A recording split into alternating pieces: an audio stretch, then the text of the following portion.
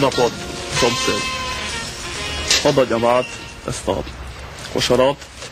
Ezek a diók az ön fájáról hullottak az én kertembe. Hogyha oda hullott, akkor fogyassza egészséggel. Nem úgy van az, barátom, nem úgy van az. Ez a 209 szem dió, a maga fájának a termése. 209? Pont 209?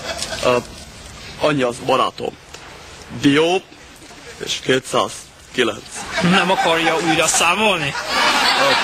Nézd, én a számok embere vagyok, de nem fogadhatom el, mert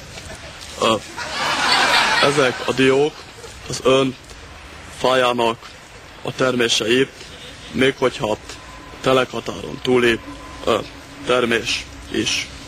Talán igaza van, kedves barátom, egy tőről fakadó gyümölcsök ezek. Legalább délután felavatom a diótörőmet. Én is felavatom. Elnézést, szomszéd, ha meg nem sértem, megtudhatom, hogy miért teszik dinnyét. Mert szeretem. Jó az idei termés. Túl jó. A dinnyetermelők pedig belefulladnak a sok dinnyébe. Ahogy egy régi barátom mondaná, ketyeg a dinnye bomba, tisztelt hölgyeim és uraim. Bizony, egyszerre érett be a termés. Azt tudta, hogy a paraszt kevesebbet kap a termésért, mint amennyibe került neki? Jaj, barátom, hát elvette a kedvemet a dinnyelvéstől. Szereti a sajtot, szomszéd? Úgy nasolás szinten. Ahogy egy régi barátom mondaná, ketyeg a sajtbomba. A tejtermelés katasztrofális bajba van. Maga ezt nem tudta? Akkor sajtot se ehetek? Hát ez lelkiismereti kérdés, ahogy gondolja. Maga sajtozik, a termelő pedig kijönti a tejet a csatornába.